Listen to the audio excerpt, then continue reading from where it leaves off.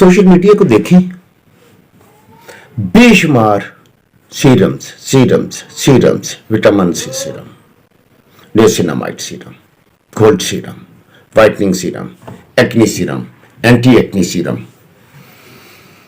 इतने product market में serum के नाम पे बिक रही हैं और उसमें सबसे ज्यादा नियासिनामाइड, विटामिन सी और वाइटनिंग सीरम बिक रहे हैं और उसमें सबसे ज्यादा जो सेल हो रही है वो गोल्ड सीरम की हो रही है।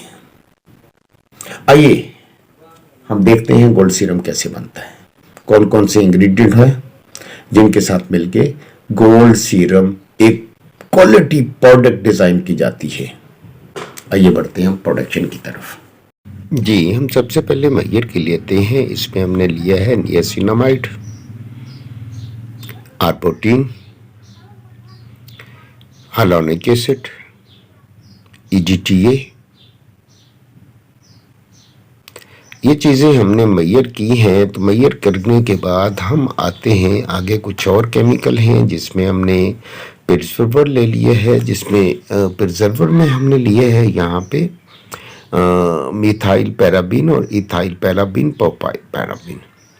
ये चीज़ें मैयर करने के बाद हमारा अगला प्रोसेस आ जाता है। अच्छा, जो चीज़ें हमने इसमें डाली हैं दोबारा से नोट कर ले। इसके अंदर हमने जो परसेंटेज भी ऊपर दी हुई है वो देख लीजिएगा। जो चीज़ें हमने डाली हैं इसमें नियासिनामाइड है, स्कॉर्बाइल फॉस्फेट है, विटामिन सी है, हमारा हाइलोनिक एसिड है, EDTA है। ये 4 वाइटनिंग इंग्रेडिएंट हमने इसके अंदर डाले हैं। अब हम इसमें मशीन की तरफ हम आते हैं। मशीन में हमने जेल, एलोवेरा जेल और पानी, ये दोनों हमने ले लिया है और इसके अंदर हमने जो थिकनिंग एल्चिनेट है वो डाल दिया हुआ है। थिकनिंग एजेंट डालने के बाद मशीन को हमने चला दिया। मशीन चलेगी आहिस्ता आहिस्ता स्लो प्रोसेस में। तो ये जो हमारा पानी है, पानी थिक होता रहेगा। जितनी विस्कोसिटी हमने रखनी है उतना इसके अंदर हम पानी में थिकनिंग एजेंट डाल देंगे। ये स्लोली मशीन चल रही है, आहिस्ता आहिस्ता ये पानी थिक होता रहेगा। जैसे ये थिक होता चला जाएगा, एलोवेरा की जेल हमने इसके अंदर डाल दिया था, जो एक्सट्रैक्ट था वो भी। अच्छा, इसके बाद इसमें हमने ना कुछ सर्टन जो एसेंशियल ऑयल्स भी लिए हैं, वो मैं आपको बता, रोज़हिप ऑयल, टी ऑयल और हमने पंपकिन ऑयल ले लिया है। इसकी मिकदार हमने रखी है, बहुत कम मिकदार रखी हुई है। वो 0.1% की रेशो से हमने मिकदारें इसकी एडजस्ट की हुई हैं। इसमें ये आहिस्ता आहिस्ता जैसे जैसे स्लोली चलता जाएगा, इसी तरह से हमारा जो वाटर है थिकनिंग होती चले जाएगी। फिर उसके बाद हमने इसके अंदर डालना है ग्लिसरीन। ग्लिसरीन की जो मिकदार इसके अंदर हम डाल रहे हैं वो हम, ये 100 kg का हमारा ऑलमोस्ट बैच है। 100 kg के बैग में हमने 1 किलो डाला हुआ है ग्लिसरीन। तो इस तरह से हमारी मिकदार जो है, जो ग्लिसरीन के साथ बाकी मिकदारें यहाँ पे नोट होती जा रही हैं, तो आप भी नोट करते जाइएगा। ये कोई मुश्किल प्रोसेस नहीं है। बेसिकली ये मशीन जो हमारे पास होती है, जिसको हम डबल जैकेट भी बोलते हैं, इसके नीचे आग होता है, पानी इसके अंदर खुद से ही गर्म हो जाता है। जब हम इसके नीचे आग लगाते हैं या इलेक्ट्रिक करंट से इसको करते हैं तो ये पानी गर्म होने के बाद इसके अंदर सारी चीज़ें उस टेम्परेचर में मिक्स हो जाती हैं। कोई इसमें तरद्दुद करना नहीं पड़ता। आप इनडायरेक्टली पानी डबल जैकेट बना के वैसे अगर थोड़ी मिकदार बनानी तो उसमें कर सकते हैं। तो अगर आप उसमें कर ले तो यही प्रोसेस है, कोई मुश्किल नहीं है प्रोसेस ये। बट यहाँ पे 2-3 चीज़ें आपने देखनी है। चूँकि पानी का वेरिएशन, pH चेंज हो जाता है। फिर हम जो प्रिजर्वर लेते हैं, हम जो प्रोडक्ट इसके अंदर डाल रहे हैं वो सारे वाटर सॉल्युबल होने चाहिए। चूँकि ऑयल कंटेंट हमारा नहीं है, तो इस तरह से हमारा जो प्रोडक्ट है वो वाटर सॉल्युबल वाइटनिंग एजेंट से हैं। फिर हम इसके अंदर बीड्स डाल देंगे, गोल्डन बीड्स, विटामिन ई के बीड्स डाल देंगे। बीड्स डालने के बाद हम इसको इसी तरह से प्रोसेस में हमारी मशीन चलती रहेगी और सारी चीज़ें होमोजीनियस हो जाएंगी, होमोजीनियस मिक्सचर बन जाएगा। तो फिर हमने एक चीज़ का ख्याल रखना है कि चूँकि with the passage of time जब सीरम में आप ये चीज़ें मिला रहे होते हैं तो कुछ सेपरेशन के इश्यूज आ जाते हैं आफ्टर सम टाइम।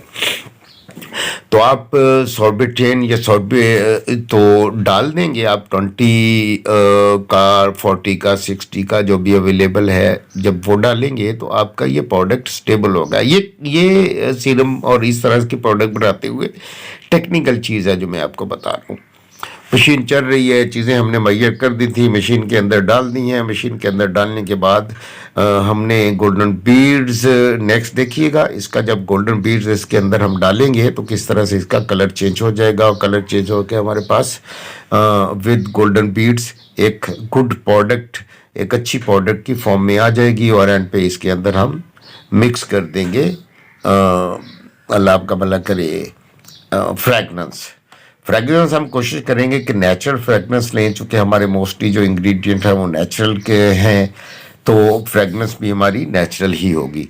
मशीन चल रही है, ये कोई 1 घंटे में आपकी प्रोडक्ट टोटल तैयार हो जाती है। ये सारा कमाल यहाँ पे 3-4 चीज़ें जो हमें इसमें डाली थी, एक तो इसका सेपरेशन नहीं होनी चाहिए, उसके लिए हमने जो मैंने आपको बताया सॉल्वेंट डाला हमने। उसके बाद जो इंग्रेडिएंट है वाटर सॉल्युबल सारे होने चाहिए, क्योंकि हमारा ये एक्सटेंट जितना भी है ये कंटेंट, इसमें वाटर कंटेंट की रेशो ही है सारी, तो उसको हमने वाटर में डाला हुआ, तो वाटर के साथ वाटर सॉल्युबल इंग्रेडिएंट ही सॉल्व होंगे। और फिर हमें ये भी देखना है कि इसमें कितनी परसेंटेज मैक्सिमम सॉल्युबिलिटी होती है इंग्रेडिएंट की, हम उस परसेंटेज के अगेंस्ट या जो रिकमेंडेड फॉर्म में पोजीशन है उसकी, या रिकमेंडेड जो कंपोजिशन में आती है परसेंट, उससे ज़्यादा नहीं ले। ये देखिए मशीन में सेंटर में होमोजेनाइजर है, होमोजेनाइजर भी चल पड़ा है, उसका स्टीरर भी चल पड़ा है। इस तरह से हमारे पास एक होमोजेनियस मिक्सर तैयार हो जाता है। ये बहुत आसान है बनाना मुश्किल नहीं है, लेकिन 4-5 चीज़ें मैंने जो आपको बताई हैं वो उनका ख्याल रखना पड़ता है आपको।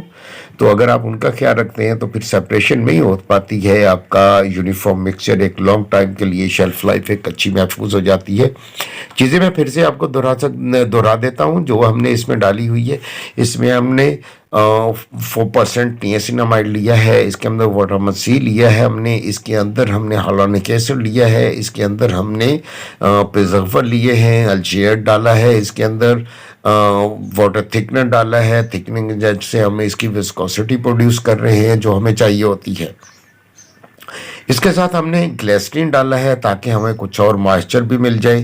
तो ये सारी चीज़ें डालने के बाद नेचुरल बीट्स अब डाल दिया है, तो उसके बाद देखिएगा किस तरह से इसका गोल्डन कलर आपके सामने आ गया है, और आहिस्ता आहिस्ता से एजिटेशन जो है स्टीयरिंग भी हो रही है। और इसके साथ हमने प्रिजर्वर के साथ ये डाल दिया, हमने कुछ मॉइस्चराइजर्स डाल दिए हैं, मॉइस्चराइजर सेवर्स डाल दिए हैं यहाँ पे। और इसमें एक एजेंट जो इसका सीक्रेट एजेंट मैं आपको बता रहा हूँ, इसके अंदर हमने लिटिल बिट मिकदार में हमने जो ये झाग बनाने वाला स्टफ जो होता है वो हमने झाग बनाने के लिए हल्का से इसमें डाला है। ये बेसिकली क्लिनजिंग एजेंट के तौर पर हमने डाला है। हमें झाग की इसमें ज़रूरत नहीं है, फोम की इसकी ज़रूरत नहीं है। तो हमने सल्फोनेट जो डाला है वो जस्ट हमने उसके रेशो के लिए डाला है कि हमें एक अच्छी प्रोडक्ट, ये देखें गोल्डन बीड्स के साथ इसका कलर और इसकी थिकनिंग ये मोतदिल है, एतदाल के साथ है, ज़्यादा भी की जा सकती है, कम भी की जा सकती है। प्रोडक्ट हमारी रेडी हो गई है, कोई तरद्दुद इतना नहीं है। बस इंग्रेडिएंट महंगे हैं, प्रोडक्ट महंगी बनती है। एक एक्टिव प्रोडक्ट बनाने के लिए आपको अच्छे इंग्रेडिएंट यूज़ करने पड़ते हैं, तो प्रोडक्ट की कॉस्ट बढ़ जाती है।